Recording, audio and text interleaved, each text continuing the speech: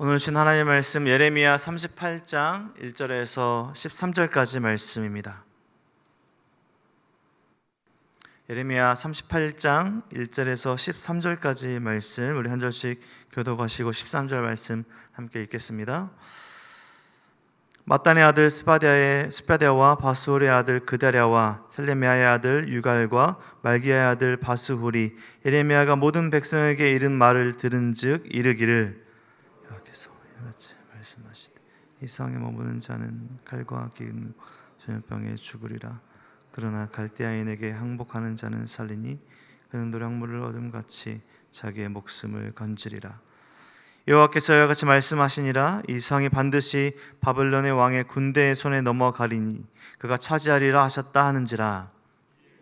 호관들이 왕께 아뢰되 이 사람이 백성의 평안을 구하지 아니하고 재난을 구하오니 청하건대 이 사람을 죽이소서. 그가 이같이 말하여 이 성에 남은 군사의 손과 모든 백성의 손을 약하게 하나이다. 시디게 왕이 이르되 보라 그가 너희 손 안에 있느니라. 왕은 조금도 너희를 거스를 수 없느니라 하는지라. 그들이 예레미야를 끌어다가 감옥들에 있는 왕의 아들 말기야의 구덩이에 던져 넣었을 때 예레미야를 줄로 달아내렸는데 그 두덩이는 물이 없고 진창뿐이었으므로 예레미야가 진창 속에 빠졌더라. 왕궁 내시 구수인 에베멜렉이 그들이 예레미야를 구덩이에 던져 넣었음을 들으니라. 그때 왕이 베냐민 문에 앉았더니 왕궁에 나와 왕께 내 주 왕이여, 저 사람들이 선지자 예레미야에게 행한 모든 일은 악하니이다. 성중에 떡이 떨어졌거늘 그들이 그를 구덩이에 던져 넣었으니 그가 거기에서 굶어 죽으리이다 하니 에베멜렉에게 명령하여 이르되 너는 거기서 30명을 데리고 가서 선지자 예레미야가 죽기 전에 그를 구덩이에서 끌어내라. 에베멜렉이 사람들을 데리고 왕궁 곳간 밑방에 들어가서 거기에서 헝겊과 낡은 옷을 가져다가 그것을 구덩이에 있는 예레미야에게 밧줄로 내리며 당신이 이 헝겊과 낡은 옷을 당신의 겨드랑이에 대고 줄을 그 아래에 대시오. 예레미야가 그들을 함께 읽겠습니다. 그들이 줄로 예레미야를 구덩이에서 끌어낸지라. 예레미야가 시위대 뜰에 머무르니라. 아멘. 사도행전에서 바울에게 가장 큰 적은, 사도 바울을 가장 어렵게 했던 사람들은 당시 이스라엘을 점령했던 적국 로마 제국의 사람들이 아니라 동족, 자기 나라 사람 유대인들이었습니다. 사도행전 21장을 보면 오히려 바울은 동족 유대인들로부터 살해 위협을 받고 적국 로마 군인들의 보호를 받는 장면이 등장합니다. 유대인으로 오신 예수님을 가장 힘들게 하고 결국 십자가의 길로, 십자가의 죽음으로 몰아세운 사람들도 대적 국가의 사람이나 이방 나라 사람이 아니라 동족 유대인들이었습니다. 바울과 예수님 그리고 성경의 많은 인물들은 같은 나라 사람들, 자기 나라 사람들, 동족 유대인들로부터 많은 고난과 어려움을 당했습니다. 그들이 고난당한 이유는 하나님의 말씀을 전했기 때문입니다. 하나님의 말씀대로 살아서 고난을 받았습니다. 잘 이해가 되지 않는 부분도 있습니다. 하나님의 백성들이라고 말하는 사람들에게 하나님의 말씀을 전했는데 그들이 어려움을 당하게 합니다. 고난을 당합니다.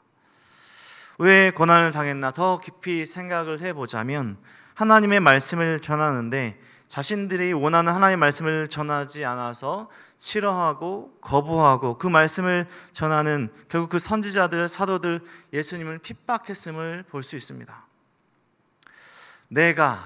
우리가 원하는 하나님의 말씀을 선포해달라. 그렇지 않으면 거부하고 거짓이다.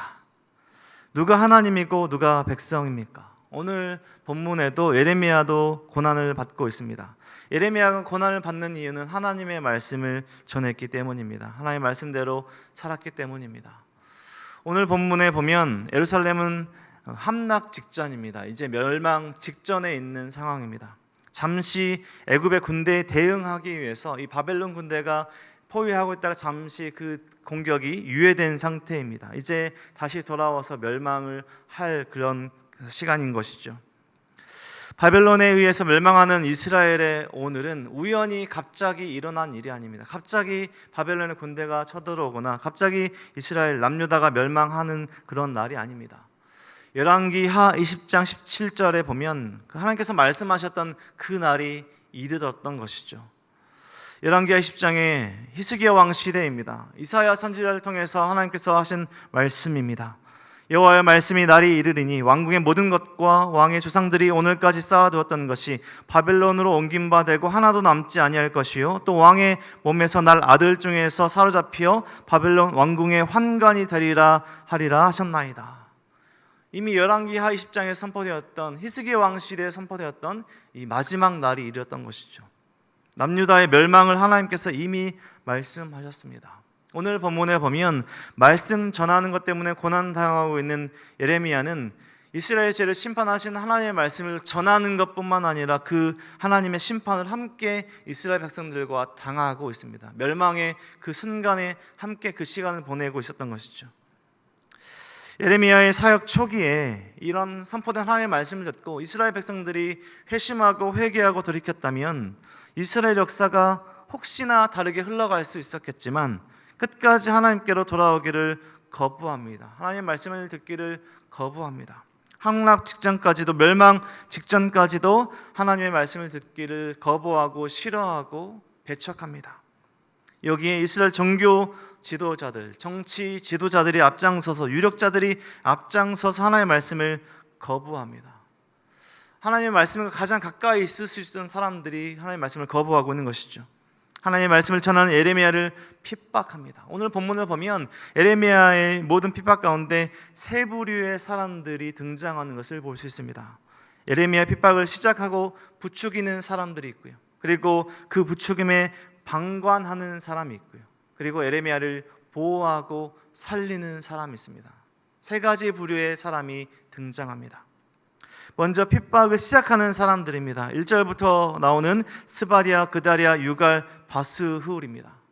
이들이 정확하게 어떤 위치의 사람들인지 설명하진 않지만 5절 말씀 보면 이 사람들의 힘을 알 수 있죠. 시드기야 왕이 거스를 수 없는 사람들이라고 합니다. 왕이 함부로 할 수 없는 사람들이란 말이죠.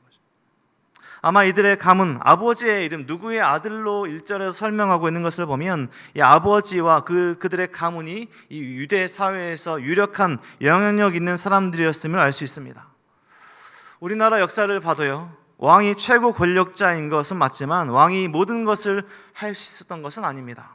왕의 신하들, 2인자, 3인자들의 사실상 그 권력이 더 클 때가 더 많았습니다. 왕이 그 신하들에 의해서 좌지우지 될 때가 있었다는 것이죠. 바벨론에게 공격받고 있는 상황에서 오늘 38장 2절에서 전하는 말씀은 이미 예레미야 21장 9절에서 예레미야를 통해서 선포된 하나님의 말씀이 다시 사람들에게 읽혀지고 있는 것입니다. 이 성에 머무는 자는 칼과 기근과 전염병에 죽으리라. 갈대아인에게 항복하는 자는 살리라. 이 성이 반드시 바벨론 왕의 군대의 손에 넘어가리라라고 이미 예레미야를 통해 선포하셨던 그 말씀을 다시 한번 선포되고 있는 오늘의 본문인 것이죠. 하나님의 이 말씀을 전하는 예레미야를 죽여야 한다고 종교 지도자들뿐만 아니라 오늘 보면 정치적으로 유력한 사람들이 왕에게 요청합니다. 왕이 자신들의 뜻을 거스를 수 없는 알면서도 이제 예레미야의 죽음을, 사형을 요청하고 있는 것이죠. 백성들이, 군사들이 약해지고 절망하는 것이 마치 예레미야가 전하는 말씀 때문인 것처럼 지금 자신들이 당하는 심판이 마치 그 상황의 책임을 예레미야에게 전가시키며 예레미야는 죽어야 한다고 요청하고 있는 것이죠. 선지자라면 평안을 구하고 샬롬을 선포하는 것이 맞지 않은가? 자신들이 원하는 하나님의 말씀을 전하지 않는 선지자를 죽여야 한다고 요청하고 있는 오늘의 본문입니다. 도시 안에, 나라 안에 죄가 가득함에도 괜찮다, 샬롬과 평안을 이야기해야 한다는 것이죠. 우리에게는 예루살렘이 있고 우리에게는 성전이 있으니 우리는 망하지 않을 것 같다. 괜찮다, 우리는 샬롬이다, 평안이다 라고 말해야 한다는 것입니다. 선지자라면 응당 그러한 선포를 해야 한다는 것이 정치 지도자들의 말과 생각이었던 것입니다. 아마도 이들은 예레미야를 그들 스스로 처리할 힘은 있었을 것 같습니다. 하지만 그들의 뜻을 거스를 수 없는 이 왕을 이용해서 마치 그들의 행동과 이 요청들이 정당한 방식인 것처럼 예레미야를 죽이려고 합니다. 마치 예수님을 정당한 절차를 받아 십자가 형벌로 보낸 것 같은 것으로 보이려고 했던 이 예수님 시대의 종교 지도자들처럼 말이죠. 그리고 그 상황에서 마치 빌라도처럼 자신의 능력과 자신의 위치에서 그 상황을 바꿀 수 있는 분명히 있었음에도 방관하는 사람이 있습니다. 이 어려움을 시작한 사람들이 있었고 이제 방관하는 사람이 있습니다. 그 방관한 사람은 시드기야 왕입니다. 예레미야는 오늘 본문에 보면 시드기야 왕의 허락과 방조와 방관하에 죽음의 구덩이에 빠지기도 하고 건져지기도 합니다. 왕의 명령으로 구덩이에 빠졌다가 다시 건져졌던 것이죠. 시드기야 왕은 예레미야를 죽이고자 하는 말도 들어주고요, 오늘 본문을 보면 구해줘야 된다 이 말도 들어줍니다. 중심이 없는, 완전히 중심이 잃어버린 왕입니다. 무능한 왕이죠. 비록 시드기야 왕이 바빌론에 의해 왕이 되긴 했지만 예레미야 말, 즉 하나님의 말씀 듣고 하나님을 향한 그 믿음으로 중심을 잡고 왕으로서의 통치를 했으면 좋았을 텐데 그 모든 것들을 잃어버린 무능한 왕으로 오늘 등장합니다. 자신의 안이 왕의 자리를 유지하려고 했던 것인지 자신의 권위가 아니라 주변 상황에 따라서 그 말에 듣고 판단과 행동하는 것을 볼 수 있죠. 예레미야서 말씀들을 보면 시드기야는 오늘 본문에도 예레미야를 해야 할 생각은 없었던 것 같은데 그렇게 하지 않으면 유력한 사람들로부터 오는 자신의 피해가 예상되었기 때문에 그들의 말을 들어줍니다. 그들이 요청한 예레미야를 구덩이에 빠뜨리는 일들을 하게 되는 것이죠. 물이 없는 메마른 구덩이에 빠져서 이제 죽을 일만 남은 예레미야가 됩니다. 마지막으로 예레미야를 보호하는 세 번째 부류의 사람이 등장하는데요, 예레미야를 도와준 사람은 같은 나라 사람 유대인이 아니라 이방 나라 사람 구스 사람 에벳멜렉이 등장합니다. 유대인이 아니라 이방 나라 사람들로부터 도움을 받고 살림을 받게 되는 예레미야의 흐름입니다. 시드기야 왕에게 이 구스 사람, 이방 나라 사람이 왕에게 부당하다고 탄원하고 상소합니다. 실제로 보면 왕국 넷이 구스인 에벳멜렉이라고 등장합니다. 넷이라고 썼지만 넷이라는 단어가 예레미야 설명에 보면 고위 관료를, 이 안에서 있는 고위 직책을 뜻하는 단어로 사용됩니다. 그리고 구스는 이집트 남부 지역, 지금 에티오피아 지역을 가리키기도 합니다. 이 이스라엘 사람도 아니고 이방 나라 사람에 의해서 도움을 받게 되는 것이죠.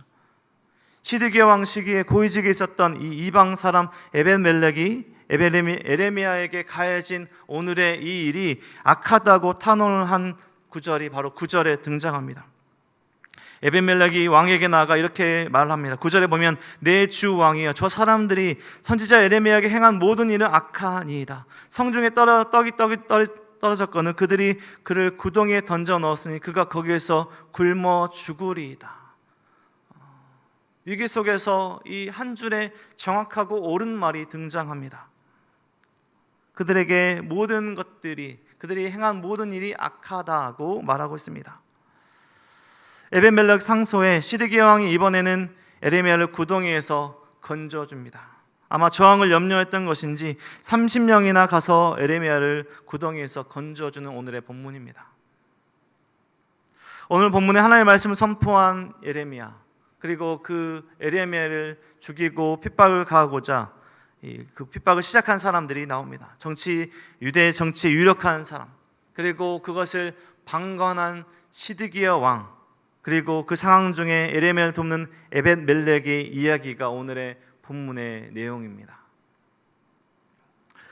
우리 성도님들, 내가 원하는 하나님의 말씀이 있습니까? 듣고 싶어하는 하나님의 말씀이 있습니까? 내가 듣길 원하고 듣고 싶은 그런 말씀이 있습니까? 우리는 먼저 우리에게 말씀하시는 하나님의 말씀이 무엇인지를 먼저 들어야 합니다. 내가 원하는 말씀이 아니라 하나님께서 말씀하시는 것에 우리가 말씀에 들어야 한다는 것이죠. 하나님의 말씀에 귀를 기울여야 합니다. 또 비겁하게 우리가 주신 그 말씀을 외면하거나 하나님의 뜻, 하나님의 말씀을 깨달았음에도 그렇게 하지 않는 것, 그렇게 살지 않는 것, 그렇게 하나님의 말씀을 전하지 않는 것은 비겁한 삶이고 정의롭지 못한 일입니다. 나에게 어려움이 예상이 된다고, 나에게 조금 핍박과 고난이 예상된다고 외면하는 것은 빌라도와 오늘 본문에 있는 시드기야처럼 중심을 잃어버린, 진짜 두려워해야 할 분을 두려워하지 않는 삶이란 것이죠. 용감하게 시드기야 왕에게 옳은 이야기를 전한 에벤멜렉, 그 사람은 유대인도 아니었고요, 이방인이었습니다. 이 말을 함으로써, 왕에게 이러한 상소를 함으로써 유력한 정치인들로부터 자신에게 어려움이 향할 수도 있었습니다. 어려움에 직면할 수도 있었던 것을 각오하고 예레미야를 보호합니다. 오늘 우리에게 필요한 용기들이죠. 우리가 일상에서 우리가 살아가야 할 용기들이 등장하고 있는 것입니다. 오늘 본문에 멸망 앞에 놓인 예루살렘의 그 성 안에서 일어났던 일들입니다. 오늘 함께 예배드리시는 우리 모든 성도님들의 삶에 하나님께서 말씀하실 때 우리 생각과 마음에 원하는 것과 다를지라도요, 하나님께서 말씀하시는 그대로 말하고 행하는 용기가 우리 가운데 있길 소망합니다. 시디게 같은 중심을 잃어버린 모습이 아니라 하나님의 말씀을 전하며 고난받는 예레미야, 용기를 내어 옳은 말을 하는 에벳멜렉, 이러한 용기가 우리 가운데 있길 소망합니다. 내가 원하는 대로가 아니라 하나님께서 원하는 삶, 우리를 위해 하나님의 뜻대로 십자가의 길을 걸어가신 예수님의 그 사랑을 또 깊이 깨닫는 오늘 하루가 되시길 주님의 이름으로 간절히 축원드립니다. 기도하겠습니다. 하나님 감사합니다. 오늘도 말씀하여 주셔서 감사합니다.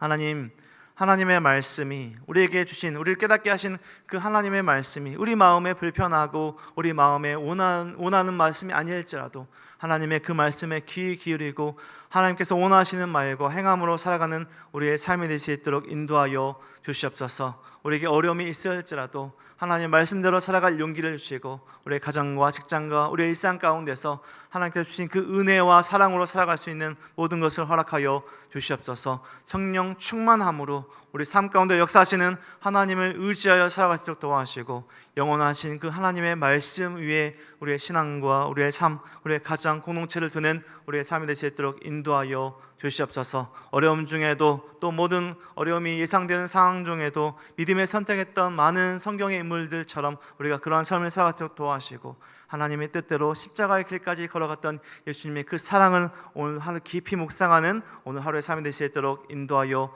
주시옵소서. 모두 은혜와 사랑 감사드리며 예수 그리스도 이름으로 기도드립니다. 아멘.